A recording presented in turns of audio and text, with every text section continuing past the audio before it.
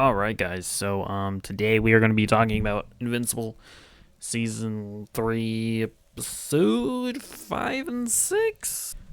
I swear, every time I review an episode of a TV show, I have to use like more than the usual 10% of my brain that we're allowed to use in order to remember what episodes I'm talking about. But yeah, let's just jump right into it. Why don't we? So Titan is finally back. He's the mob boss of the city or whatever, like they teased at the end of season 1. Kind of interesting. I feel like they're doing what what Netflix was intending to do with Luke Cage if they ever did a Luke Cage season 3, which of course that never happened. Also very funny that they teased this storyline at the end of season 1 and then they were just like, well, we're just not going to get around to it until season 3. I don't know if that was always the intention, like if they were like, we're just going to plant these seeds here and just not address them for an entire season. Like I kind of like that, to be honest, cuz it was like, oh yeah, these guys, they exist. But yeah, I like Titan and I like the whole storyline of like a mob boss that's like helping his city or like his part of the city, like the hood, that gets ignored by both superheroes and the government and the state and whatnot. I like it, I will say. Shout out to Multipol for honestly probably having the most disgusting sequence Invincible has had yet. Like, you would think that they've kind of done everything that they could possibly do, and then Multipol just multiplies himself to the point that there is so much mass in the room that the door just breaks down because, and the hinges break off of the door because he multiplies himself so much and he like suffocates and squeezes himself, or like the multiple versions of himself. It's disgusting. It truly is disgusting, and I don't like it. I will say he doesn't end up being able to escape from the prison, and Kate has this like weird expositional conversation with him where she's like, "Man, you've always been dumb. Specifically, this one time when we were kids, and yada yada yada." And it's just like, I don't know. This is probably like one of the most weirdly written episodes, or not episodes, but just scenes, where it was just like they were speaking in exposition to just an absurd degree. But it was because the writers were trying to tell us more about their history. I will say I did really like seeing Eve and Mark and Debbie and Oliver like really become a family, I would say, over the course of episodes 5 and 6. Like, I'm really liking this whole dynamic here. And I thought it was really smart seeing Eve turn Invincible into a business. Because it's like, listen, I know some people might be like, oh, you're supposed to be like altruistic and you're not supposed to charge money for your heroic deeds. Bro, if I was a superhero, I'm absolutely accepting money. You know what I mean? I'm probably working for the government in some capacity, or I'll have people hire me. Like it's just like I'm not about that Peter Parker life. You know what I mean? Absolutely not. I'm making money. Oh yeah, then we finally see this guy. Like again, this guy wasn't even in season 1. But like at the end of season 1, they just like tease him. I think they show him turning into a dragon or something like that. And then we just don't see him in season 2. But he's back here, isn't he? So yeah, I really like the whole like mystical side of the Invincible universe that they're like introducing here. Because I'm trying to remember, because I have read the comic books. I don't remember if they really dove into that. Did they?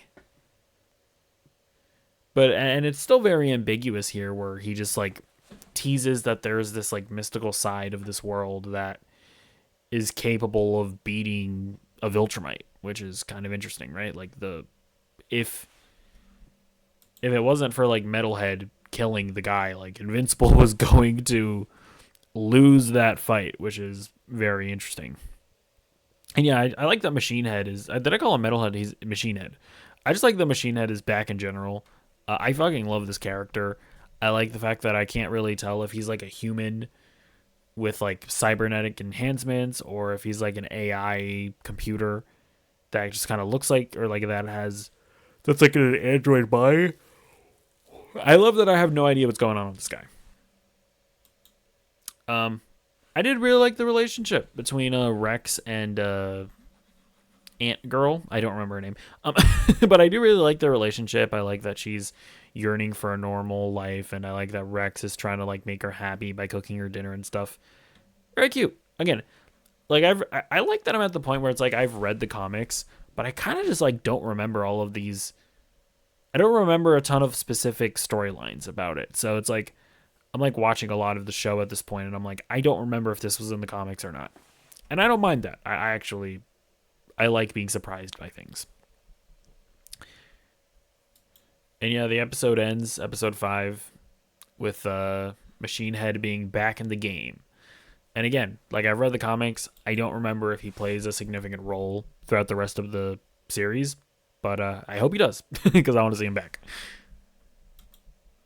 So we're only in episode 6. We meet this guy whose family died during the Omni-Man fight.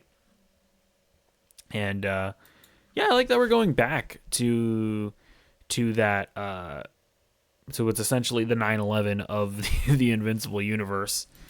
It ties into Oliver just like trying to grapple with the fact that his dad is one of the worst people in human history. I also like that Oliver is like he still has like they keep on reminding us that he is half bug, and with him being half bug, it's like he remembers literally everything about his life.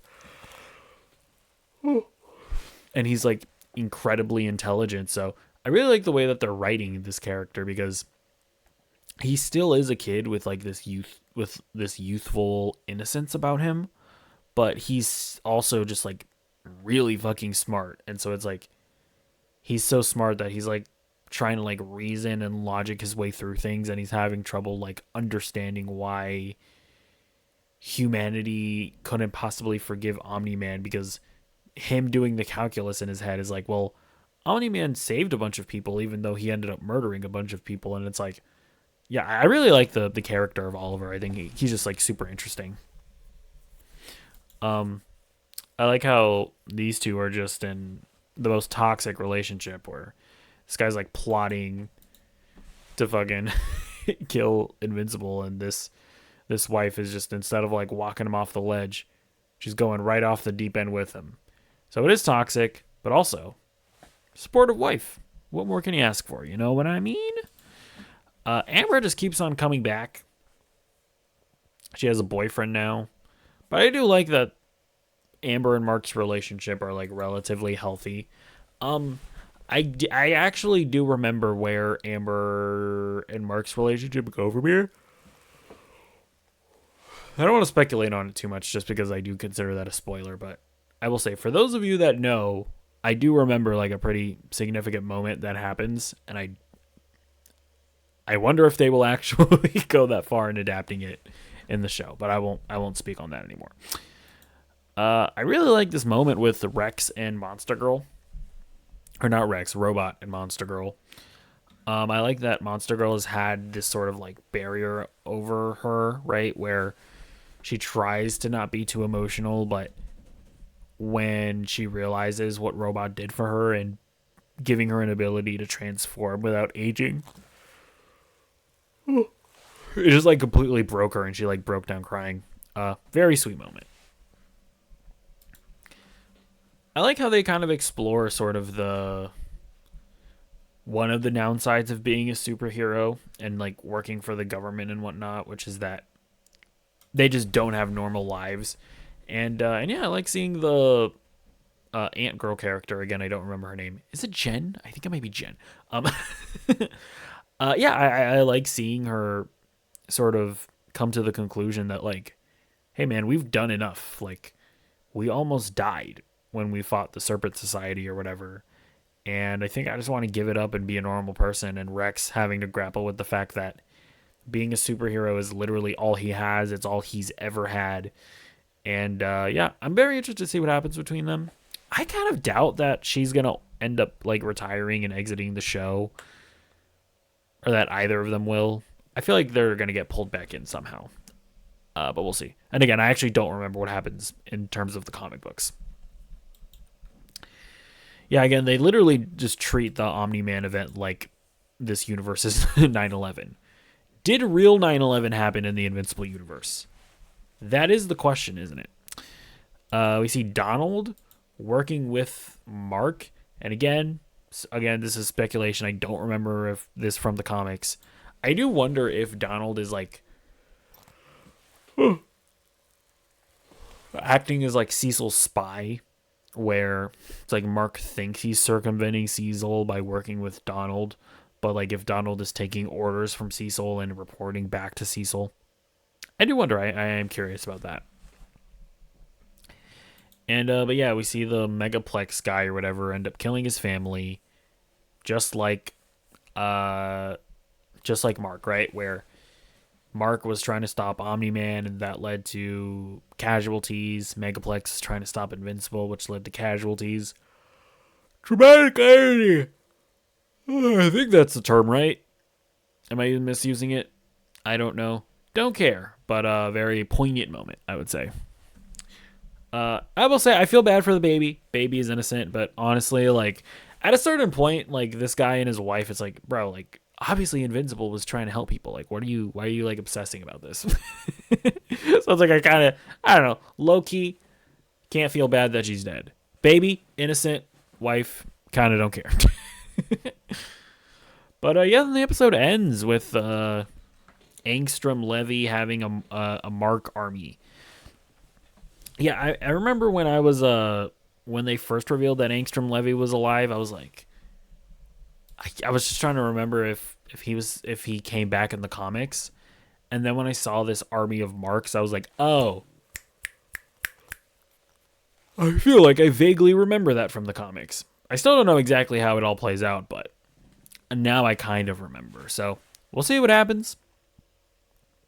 Again, I don't remember exactly how it ends up in the comics, but just looking at where we're at in the show right now, I don't entirely know how Mark is going to handle fighting a bunch of other versions of himself. Again, we'll see, though. Maybe that's where we'll see, like, Cecil bust out the robots and bust out all the Mark, all the anti-Mark measures. And then maybe Mark and Cecil have some kind of reconciliation once Mark realizes that Cecil did what he had to do, because yeah, like Viltrumites are this looming threat. But yeah, we'll see. Let me know what you think about both episodes in the comments down below, and I'll see you in the next video. Goodbye.